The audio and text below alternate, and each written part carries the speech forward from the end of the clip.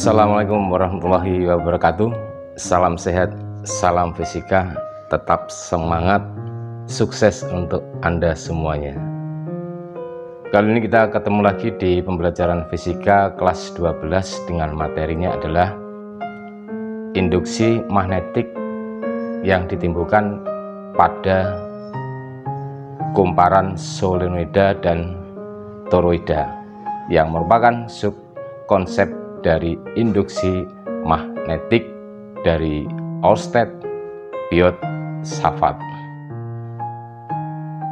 Nah, bagaimana untuk menentukan besarnya induksi magnetik yang dihasilkan oleh solenoida dan toroida, serta apa itu yang dinamakan dengan solenoida dan toroida? Untuk lebih jelasnya, ikuti pembelajarannya di materi fisika kelas 12 ini dengan seksama. Oke. Induksi magnetik pada kumparan. Induksi magnetik pada kumparan kali ini yang akan kita bahas adalah induksi magnetik yang ditimbulkan oleh solenoida dan toroida, yang mana sebelumnya telah kita pelajari induksi magnetik yang ditimbulkan oleh kawat melingkar dan kumparan tipis, yang mana kumparan tipis itu adalah kumparan yang ketebalannya diabaikan. Solenoida adalah kumparan yang panjang, dalam pembuatannya dapat terdiri dari satu lapisan saja atau lebih dari satu lapisan. Jadi digulung pada suatu tempat menggulung yang namanya kern, digulung ke kanan, kemudian bisa kembali lagi ke kiri, ditumpui lagi di atasnya ke kanan lagi, dan kemudian ditumpui lagi ke arah kiri, dan seterusnya. Jadi bisa dilakukan berlapis-lapis di dalam pembuatan solenoida. Nah, jika solenoida tersebut dialiri arus listrik I, maka pada solenoida tersebut akan timbul induksi magnetik, yang mana induksi magnetiknya ini memiliki arah medan magnet. Untuk pada gambar ini menggunakan kaidah tangan kanan, ya, ibu jari sebagai arah medan, keempat jari yang digenggam sebagai arah arus listriknya, ya. Jadi untuk itu dapat ditentukan bahwa arah medan magnetiknya sebelah kanan masuk, yang sebelah kiri adalah meninggalkan kumparan tersebut yang panjangnya L. Jadi induksi magnetik di pusat solenoida BP di tengah-tengah panjang solenoida adalah mu 0 IN per L. Nah, selain dapat ditentukan induksi magnetiknya di pusat atau di tengah-tengah solenoida tersebut, panjangnya solenoida tersebut, juga nilai induksi magnetiknya ditentukan pula besarnya pada ujung-ujung solenoida, yang besarnya adalah B. Nah, besarnya B di ujung-ujung solenoida tersebut adalah mu 0 IN per 2L. Atau bisa juga dicari dengan besarnya adalah B sama dengan setengah dari kuat medan magnet yang ada di tengah-tengah solenoida, yaitu B sama dengan setengah BP.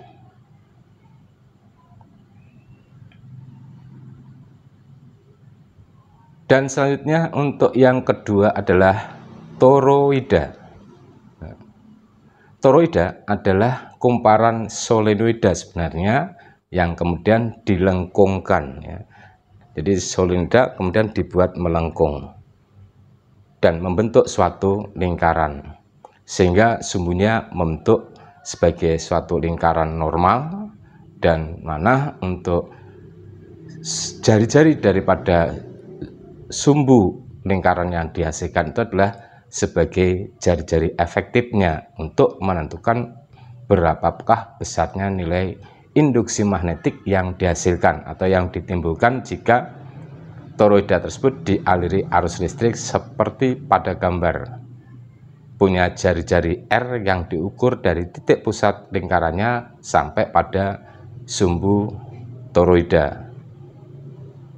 Nah, akhirnya karena dialiri arus listrik, maka pada toroida tersebut akan timbul induksi magnetik yang mana besarnya karena berasal dari solenoida yang dilengkungkan, berarti konsepnya sama dengan solenoida, yaitu besarnya kuat medan magnetiknya adalah sebesar B sama dengan mu 0 I kali N per L. Itu adalah yang ada di tengah-tengah toroida. Jadi induksi magnetik yang besarnya B sama dengan mu 0 I kali N per L di tengah-tengah atau di pusat toroida tersebut yang kemudian dilambangkan dengan dp dengan keliling dari lingkaran toroida tersebut, yaitu L-nya berarti keliling, rumus keliling adalah 2pi R.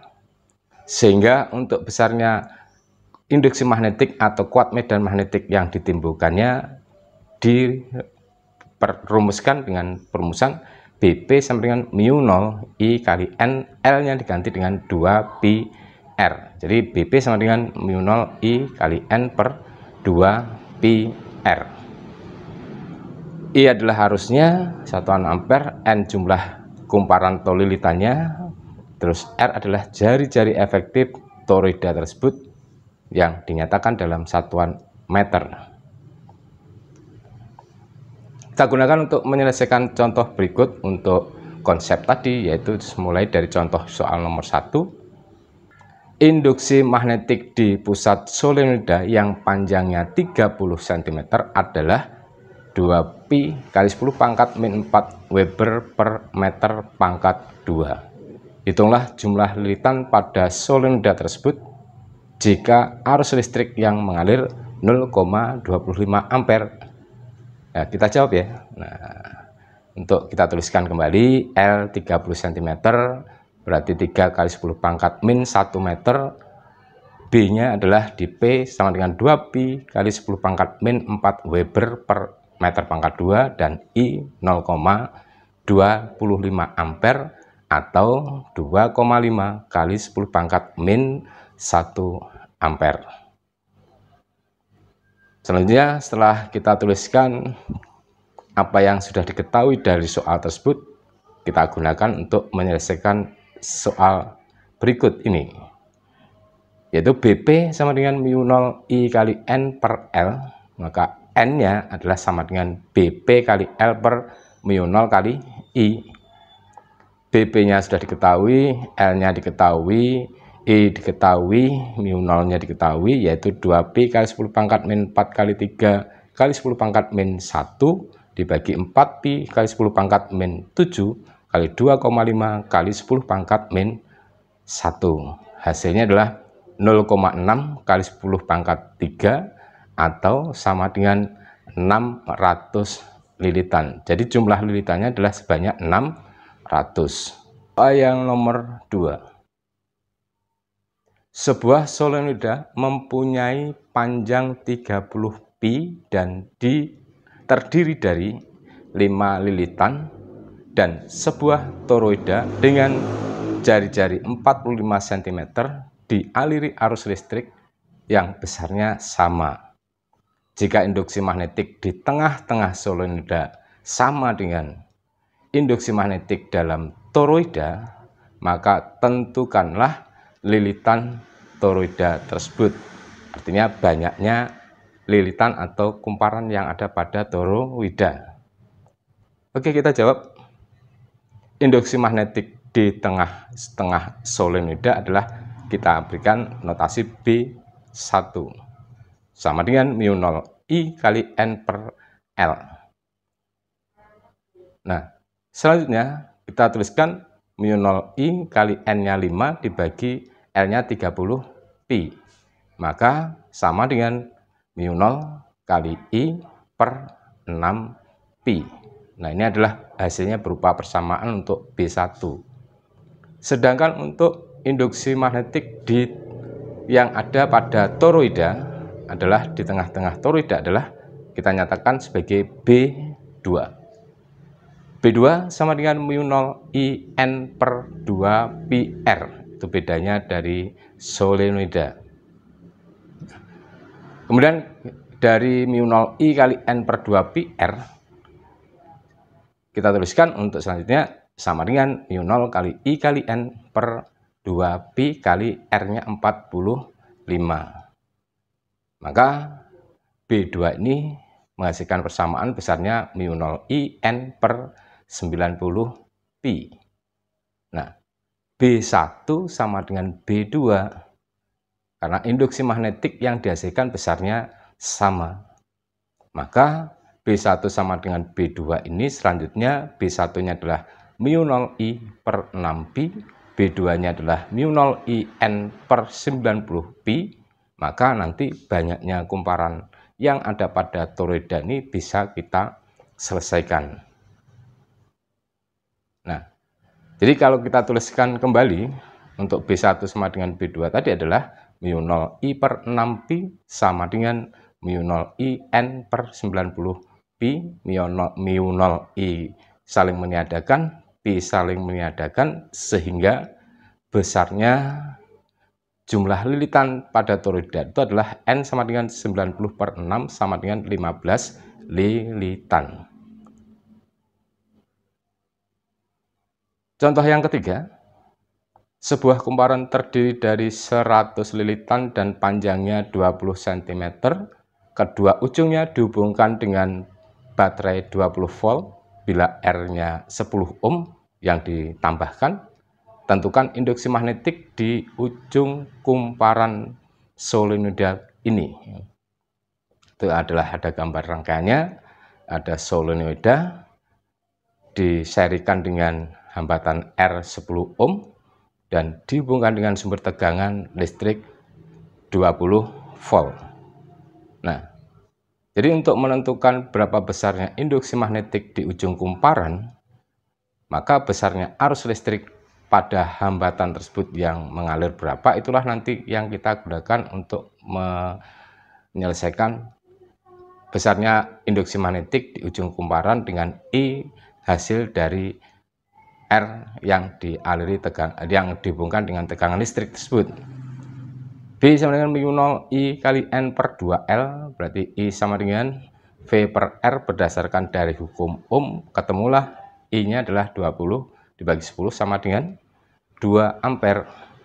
Nah, setelah I ketemu 2 ampere ini kemudian kita masukkan ke dalam persamaan B mu 0 I N per 2L, berarti sama dengan 4 pi kali 10 pangkat min 7 kali 2 kali 100 dibagi 2 kali 0,2.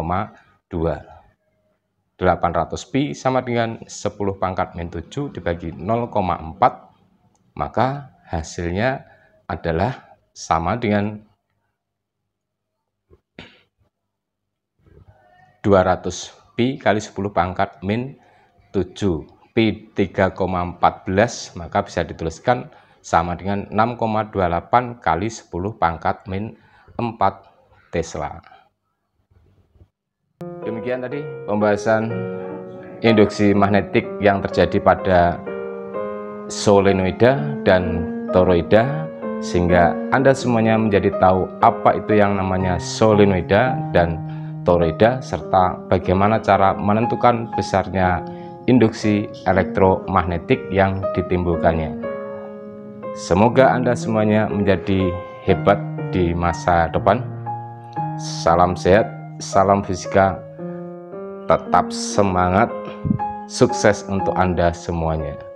Wassalamualaikum warahmatullahi wabarakatuh.